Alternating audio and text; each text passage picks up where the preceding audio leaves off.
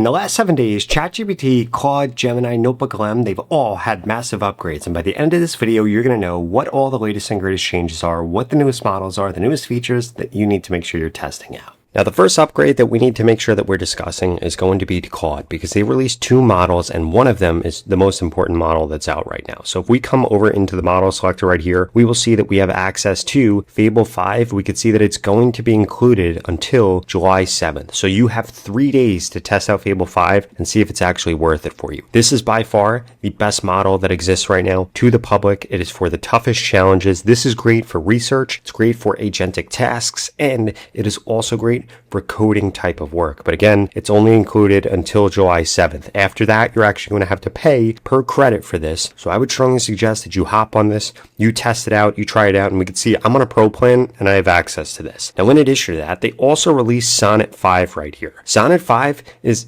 absolutely incredible. Because unlike every other Sonnet model, if we come down here, we could see that this is actually built to run autonomously. It can make plans, it could use tools like browsers and terminals, and the other thing also is that this is incredible at coding. And what we see right here is that Sonnet 5 narrows the gap between Sonnet and Opus because its performance is close to that of Opus 4.8, but at a way lower price. And if we look at this right here, it is way better than Sonnet 4.6 at everything, and it's basically just as good as Opus 4.8, but at such a lower cost. And this has honestly completely changed the game for Claude, because essentially what they're doing is they're offering better models than all the other platforms with one of their lowest models. Now, in addition to that, Claude has also pushed a massive upgrade to design right here. We could see right here that this looks completely different now. You could choose a design system if you wanted to. You could choose from a bunch of different templates for slides, prototypes, wireframes, documents, animations. For example, let's say we were going to make an animation. We could come over here and describe exactly what I want. Like, I actually went through and made this video, which is pretty insane. Literally all I said to it was create an animated video to show off 3 ChatGPT hacks, and then look, this went through and made this animated video right here, literally in just a few seconds. This would have taken a designer hours to be able to do, to be able to animate this, to be able to put all this together, and Claude Design was able to do it incredibly quickly. In addition to that, if we come back out here, we could see that this can create website prototypes, it can create slides, it can create documents, wireframes, animations, or you could start with a blank project, so you can literally get this to do anything that you want if you give it a design system, a screenshot, a code base, Figma, or you could upload anything else that you want to it. In addition to that, we can see right here that we could also use Fable in here. And if you're doing anything with design work, I would strongly suggest that you go through and test this out, because this isn't going to disappoint. Now, the next set of changes that we need to talk about are going to be inside of ChatGPT right here. First and foremost, if we click on this plus right here, you are now going to see that this looks completely different. It's a brand new UI where you could create images, you could do web search, you could do deep research, you could add in a bunch of different things,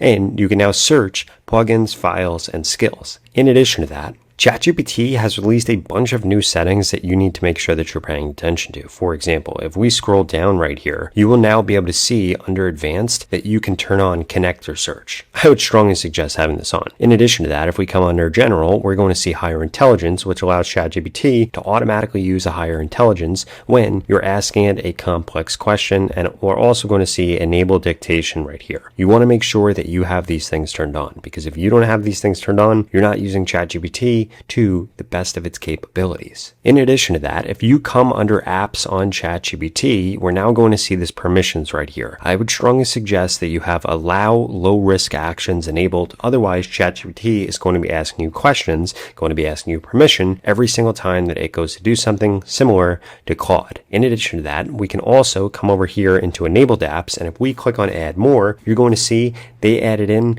tons of more apps. I mean, look at this. They have ChatGPT Ads Manager. You could hook up your email. You can hook up all these things directly inside of ChatGPT right here. And there are tons and tons of things, and they keep adding more every single day. I mean, look, we're only in the ease. They used to only have like a dozen apps on here. Now they have tons, and you need to make sure that you have all these connected. And then, like I said, you then have connector search enabled. What will actually be able to happen is ChatGPT is going to be able to actually hook up and ask questions to all of your different connectors and pull down information in them in order to answer things. For example, if we click on Gmail right here, we could see all the different capabilities that are had right here, all the different things that are done. Now ChatGPT is going to have access to all of your email to pull in that context to give you better answers. Now, before we get into the rest of the upgrades that are only going to keep getting crazier and crazier, I wanted to make sure that you actually are getting the most out of ChatGPT, Claude, and Gemini, and there's a Chrome extension that will help you get way better results from them.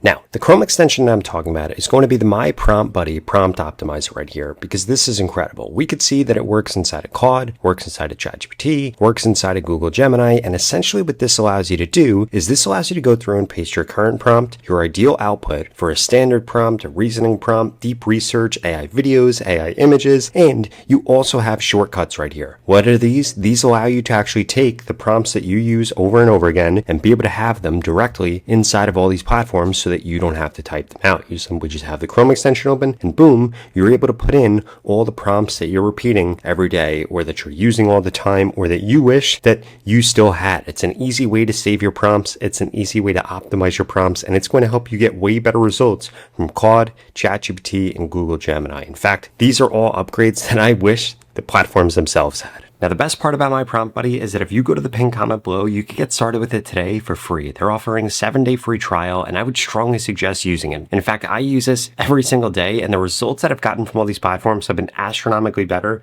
since I started using it. In addition to that, Gemini released some crazy updates that completely change everything. Now, if you come over into Gemini right here, we come into Spark, we are going to be able to come over into connected apps. And if we scroll down, for the first time ever, you're able to add custom MCP access to Google Gemini. Literally all you do is you give it the MCP URL right here. You're going to click on next. It's going to ask for some credentials. And now this can actually connect to anything. In addition to that, if we come over to schedules right here, we are now going to be able to see that if we click on create with Gemini, that this is completely different. It can now run recurring tasks or react to specific updates across your Gmail, your calendar, your Drive, the web, and any MCP access that you give it. For example, whenever a specific person emails you, you could actually get this to draft a reply inside of your Gmail. You literally just go through, you tell it what you want it to do, and it will go off and it will build out automations for that. And if you want it to be able to do the same things over and over again, you're going to want to make sure that you're creating skills right here. There are already some preloaded skills right here, like matching your writing style, focusing your energy, getting more perspective, generating fresh ideas, prepping for meetings. But essentially, what this allows you to do is create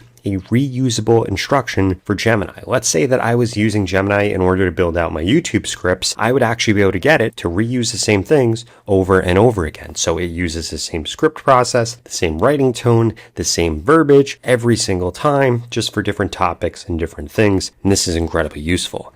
In addition to that, now if we come over into NotebookLM, we're going to see some massive upgrades. The first massive upgrade that we need to talk about is going to be video overview. So now if we come over into NotebookLM, we're going to see you can now create shorts right here. If we actually come over here, one cool hack that I think everybody should implement if you're a content creator is if you actually come over here and just choose one source, have it be a long form video, you could come over in a video overview, come into shorts, and you could generate tons of different shorts about this exact topic right here pretty quickly. If you wanted to customize it, you would be able to do that, or it will actually pull things out that the video should focus on right here, which is pretty awesome. I would just make sure that you're being as specific as possible when you actually give it whatever this custom topic is, and make sure you have your sources correct. And then if we come over here, we could actually see exactly what one of these videos look like. Now, I'm going to mute the volume on this just so that it doesn't blow out y'all's eardrums right here, but I just want you to actually look at this real quick to see what this looks like. This goes through and generates this beautiful thing. It automatically added in text right here that is changing.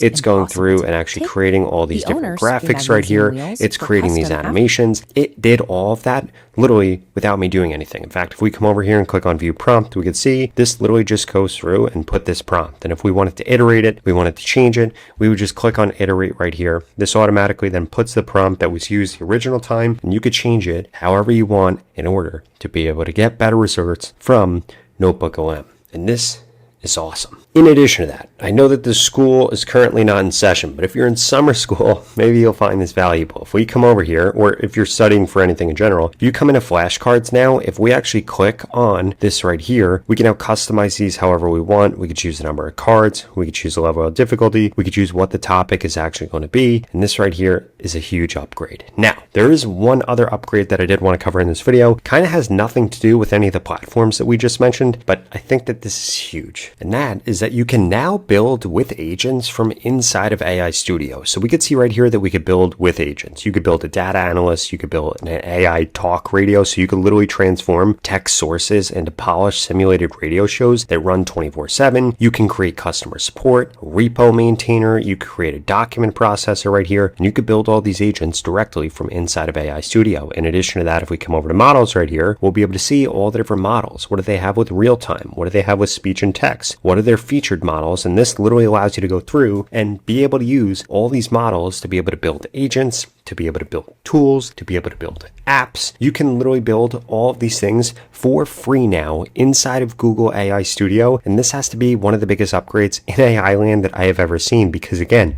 you can do all of this for free. You don't have to pay those crazy fees to do these things inside of other tools when you could just build everything that you want from directly inside of here. It is incredibly powerful. It's incredibly easy to use. They have a built-in designer. They have all of this automatically built in. And if you haven't seen this before, if you go to labs.google, they actually have a bunch of different AI experiments. And guess what? Almost all of these different AI experiments get put inside of other things. For example, they have Dream Beans, which allows you to provide a personalized collection of stories each day covering the topics that matter to you. They have all of these different things like Stitch, an AI designer, Pomeli, an AI marketing agent, Google Flow Music. It literally creates music, or Project Genie, where you could go through and create and explore infinitely diverse worlds, aka create your own video game. Now, if you enjoyed this video, I would strongly suggest you check out this video right here that walks you through a bunch of other changes that just happened in Gemini. I'll see you over there.